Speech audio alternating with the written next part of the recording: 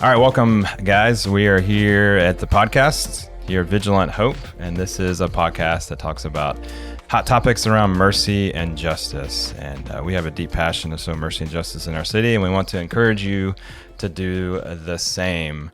And this week, we are honored to have the great Laura Bullock, and she's obviously been here at Vigilant Hope for a while, and we're going to kind of get into this topic. Why is it that folks get this holidaze? Do you see do you hear the Z in that? I hear the Z. The holidaze. Maybe I'm not saying it as best, but I wanted to make sure people understand the Z, holidaze mindset that I have to volunteer during the holiday season. And we're going to dig into that with Laura. But before we do, we want to have fun with Laura and just make her feel a little awkward, but also have fun. But Laura, as you know, this podcast is sponsored by Vigilant Hope Roasting, literally the best coffee shop in the entire world. So when you walk into Vigilant Hope Roasting, and when you go to the bar and demand a drink? Because that's always what I do, is walk in and pass all the people in line and just demand a drink. What is it that you go for? So for me, it depends on the time of day. In the morning, right now it's morning, so I'm drinking just our drip. I love our drip coffee. Yes. Just give me a cup of coffee.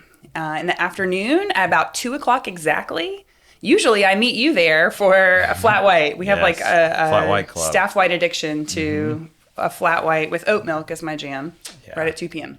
That's good.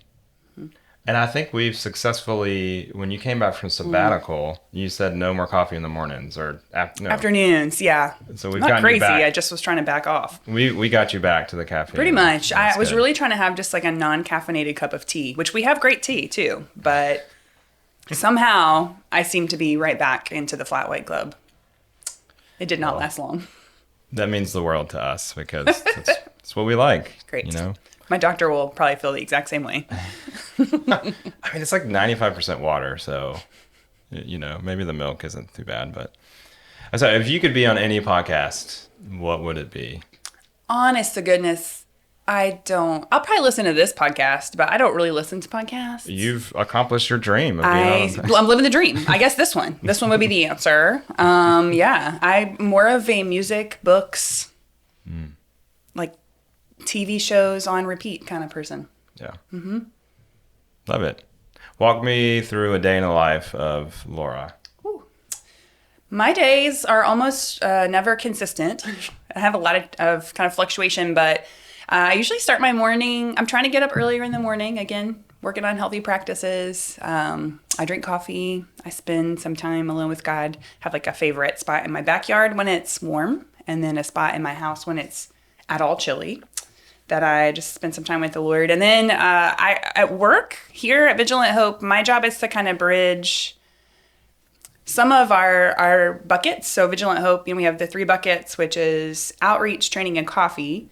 I lead the team that does outreach. So it may be that I'm helping run one of our community meals, or I'm out in the community collaborating with other organizations that help empower people experiencing poverty or homelessness. I might be focused on our training bucket because I kind of bridge those 2 buckets together.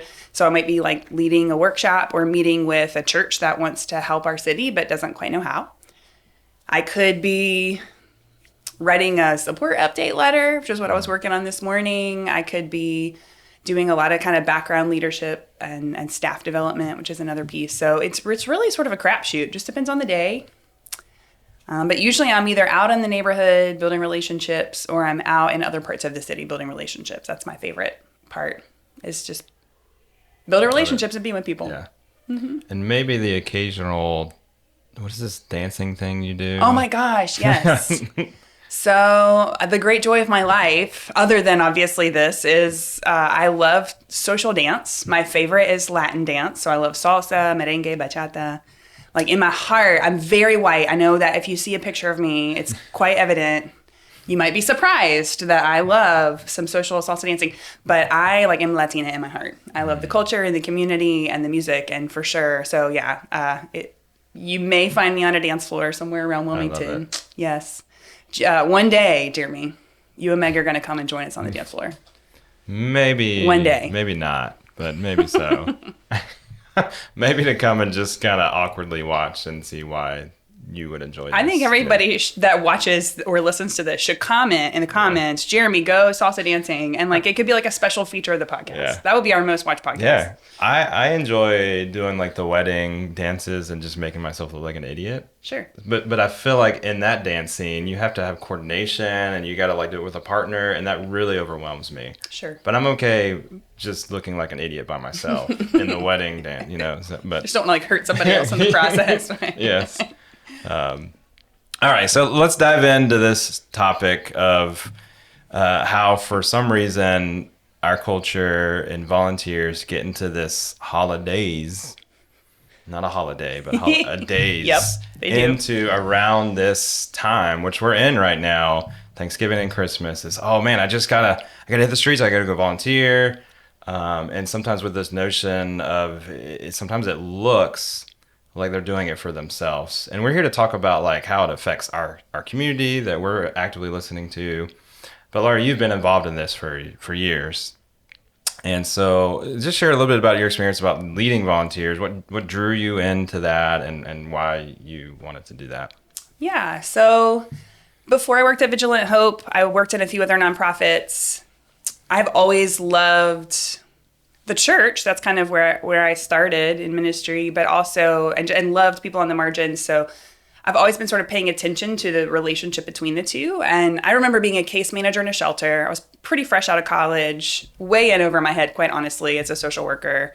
And I remember working in the shelter, and my caseload was huge. I had all these people in active crisis with limited time to stay in the shelter, trying to accomplish goals in their life and get out of crisis. And I remember being just drowning in need. Like, oh, if I could just give this person a ride to the DMV, I could open 25 doors for them, but they can't get themselves to the DMV and I can't take them. So they might time out of the shelter and not have enough, like not get help because I just can't get them there. And then we'd have all these like hundreds of volunteers that would come through and they would be so like wanting to help. But we would, at that time in that place, like we could really only use them like in the kitchen, helping with food, maybe at the front desk if they went through the right training to help with check-in. And so we had all these willing hearts, but like they weren't getting to like the depth of what really the community needed.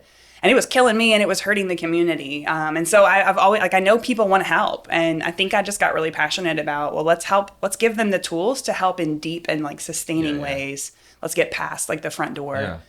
And so that's really what got me into it. And then that's just grown over the years as I've seen people who started thinking all I can do is, you know, help with food or fold some clothes when really maybe they could do something really impactful in someone's life. That's cool. I see that very active in your life now, just as we are that bridge as Vigilant Hope between folks that want to help, folks that need help, and how do we do that in a very healthy way. Yeah. So good job. I'm glad that you were true to that. Well, thanks for giving me a job so I could do it.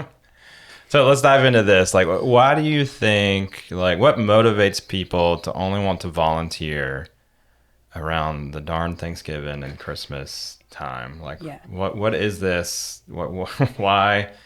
And there's no wrong. Is it a good or bad thing? Very complex question. I've been thinking about this a lot over the years. This has been a topic for us. Man, since you started. So for context, about like late October, we sort of buckle our seatbelts and brace ourselves as an organization. And this is not the only place that, like every organization I've worked for, this has been the case. We kind of buckle our seatbelts and prepare and actually create room in our calendars. Like we sign up to do less because we know we're going to get this huge wave of people reaching out wanting to help during the holidays. And we have to staff those conversations. And for us, it's a conversation. So it takes a lot of time and energy. And so this is something that I've thought about a lot. It's like, well, why is this? And what? So I think there's a couple of reasons. I think one, there's just a culture. Like I think the American culture says generosity during the holidays. I think it's just a cultural thing. Number two, I think something does sort of stir us. There is, like, if we're honest with ourselves, sometimes there is this sort of guilt that, like, I'm kind of spending a lot of time for us who are kind of middle class or wealthy, like, we're spending all this money and energy on Thanksgiving feasts and on all these Christmas presents and on all this abundance. And we start looking at the abundance and we go, I need to consider someone else. And there's sort of a guilt motivation. I hear a lot, and we can dig into this one if we want to, or maybe not. Yeah. As we're pouring out abundance and love on children and on people we love, we then worry that they're going to feel spoiled or entitled, and we want them to know their circumstances different from other people's, and we want to make sure that they're a well-balanced person. And so we're like, well, let me go make sure they can see that not everybody is experiencing this. Yeah. Which I think that gut is a good idea. Like, we want kids to see lots of different things, but also that's a little problematic for our community. That's another hot topic. Like on a monthly basis, how many like parents come to you and be like, "Can you fix my kid?" I don't want to answer that question. Because I get again, there's a cultural thing that like on the surface we've sort of been taught to do that. Like show your kid what poverty looks like so they understand how good they have it. Yeah. The problem is when you really step back and just and this is not a judgment on anybody. I think the heart is so genuine in this, but that's really dehumanizing to the people that are the example or being looked at. And so we just really have to step back and think like, these are real humans that are really, it's kind of the same as like when the kids group comes and they want to take a bunch of pictures of their kids serving pancakes. And that's, again, you want to celebrate a good choice, like the people that they're serving pancakes to are real life humans that are in absolute crisis sometimes.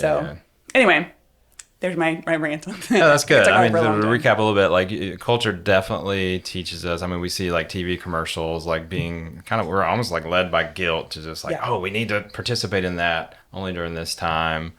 I like your like, I would say even kind of like the scare tactic of like, come and you're going to see this and you're going to feel better about this, or, realize that you have it well.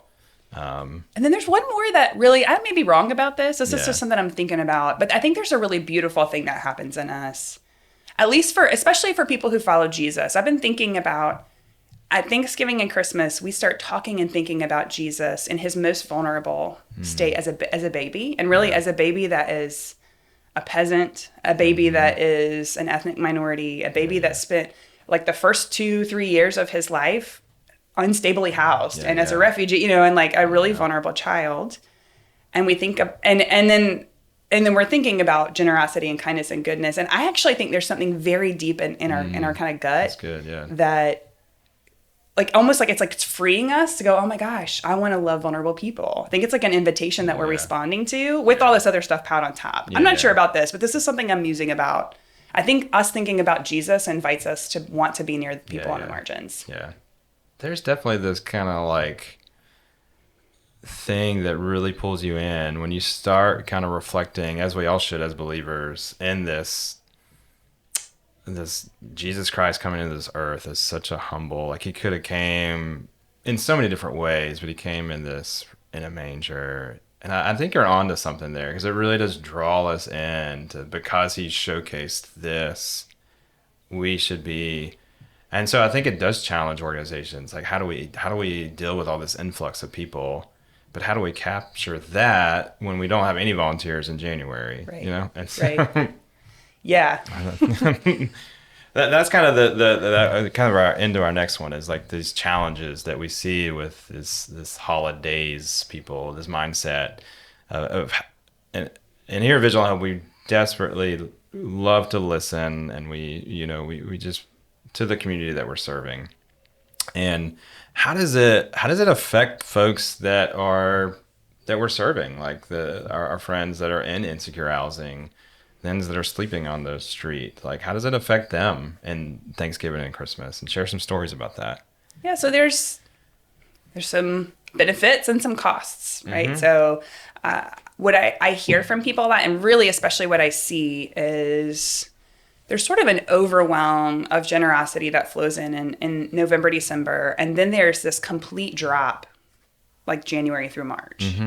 And I see this for the individuals that are on the street, like the person that's actually experiencing this struggle. And I see it also for nonprofits. Like we literally depend on, like we sort of capitalize even on the generous hearts in this season in preparation for the fact that we're going to be forgotten from January to March. Same thing like July through August. Like we just know nobody's going to care at that time, to speak it frankly.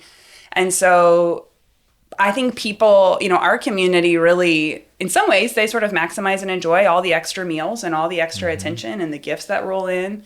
But like also, I just always think about, we don't do a Thanksgiving dinner. We haven't for years. Yeah. Because our community said we're so sick of turkey. And they were like trying to like, we used to always have a Thursday dinner, so we would have a Thanksgiving meal. And people would be trying to like squeeze us into their calendar. They're like, okay, look, I got to go to this dinner and then this other one and then this other one. But like, I'm going to try so hard to make it. And I'm going, why are we doing this? I worked so hard to make this dinner happen. Yes. Like, you don't need this meal today.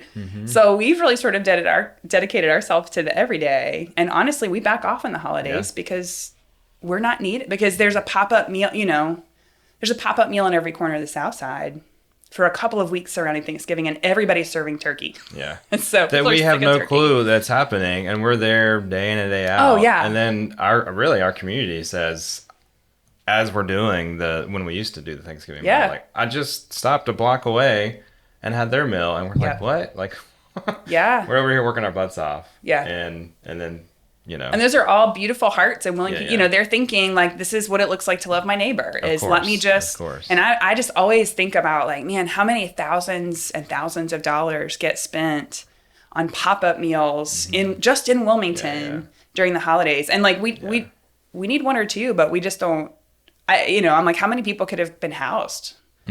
Or how many more sustainable needs could have been met if we'd sort of collaborated as a city and, so we have a burger feast like the week before Thanksgiving, and talk about the burger feast. And something else that we saw around Christmas time was how we kind of combated, like, we know that they're getting fed really well, but what is this we're so relational. So dig into the part like where we saw there's abundance of people just coming and taking care of the practical needs. And I wasn't expecting to go this route, but we kind of shifted a little bit and said, well, let's do the relational. But so I mean, this is our community. Like, I want to celebrate the holidays with my people, and my people are the vigilant community. So I don't want to not be together. And then also, I think we want to be stewards of this energy. This, like, something's happening in people that's going, I'm supposed to love my neighbor. Well, I'm never going to go, no, don't love your neighbor. Not right now. I'm going to be honest and say, I'm not going to create an opportunity for you. And I'm going to be honest and say, that's what you're offering is so kind, but that's not actually helpful to our community, because I love you enough to say that. But like, what could we do with this energy? And so I think we, burger feast, and then we have a community meal and candlelight service. It's a burrito feast. It's Christmas Eve. Yeah, because who gets burrito? Who serves burritos on the streets? We do. We eat burritos it's a tradition, and it's a good one. And so we have these parties, and they're a big party with a non-traditional holiday meal. And my favorite is Christmas Eve because we pair it with a candlelight service, and we invite everyone to come as guests. So nobody is coming as the helper and the receiver, and that's important to us most of the time in Vigilant Hope. We're all just coming together to celebrate the birth of Jesus. And so we come together, we eat burritos, we completely flip the room in like a 10-minute chaotic process, and then we sing Christmas carols, and we read the Christmas story, and we light candles together. And we take communion, and it's just the most beautiful. And we invite people, like all those holiday volunteer folks that are calling and saying, I want my kids to see this, or we want to do something. I say, well, why don't you come as our guests to our Christmas Eve celebration? And some people, the sweet spot is that some people have gotten to know our community that way and have ended up becoming regular members of our community, and they started with that Christmas volunteerism. I've also had people get angry with me that I couldn't create an opportunity for them to serve, quite honestly. Like, many people have gotten mad at me over the years that I couldn't come up with or that my calendar was too full, and I didn't have a way for them to serve. Of course. But it's become a really sweet part of our lives. It really is. It's this beautiful thing that you'll find at most of our community gatherings, is that because we really kind of force our volunteers in a nice way to sit down and have a meal, we really create opportunity for that to happen. And that's when you start listening to the community's needs, especially during the holiday time, because you don't know if they just lost someone, and this holiday season, you kind of start reflecting, and you're able to minister them in a different way that we eventually kind of see more effective. This long-term holistic, in providing the burger feast and the Christmas Eve like we do. It just warms your heart. It is. And to read scriptures together. Yeah. The Christmas. It's just beautiful. It's literally, we print out strips of the Christmas story, and we hand it out. So like, if it's 25 verses, 25 different people Yeah. will each, like one person will stand up and read a passage, and it just like you hear the Christmas story told by all these different voices. And I think that's, so often also people that are still coming with that, like, I'm here to serve mindset, end up sitting with somebody and who has like a rich and deep faith or a rich and deep story. And they are like teaching those children that the mom thought she was bringing the kid to like serve and like help.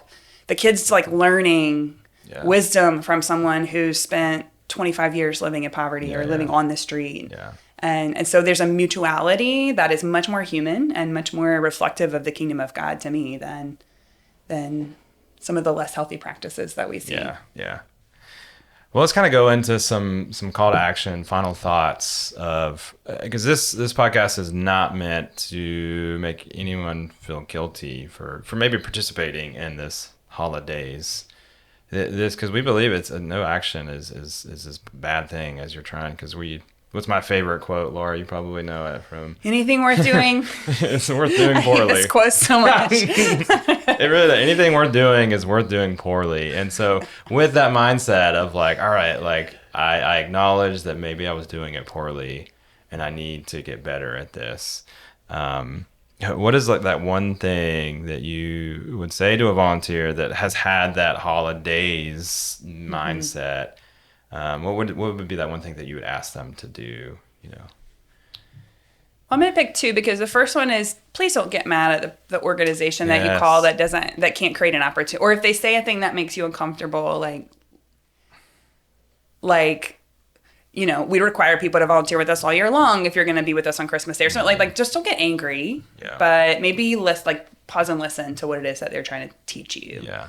But the other one is, I would say, be curious. Like maybe it's coming to our like, come on to Christmas Eve. You can eat with us. Feel welcome.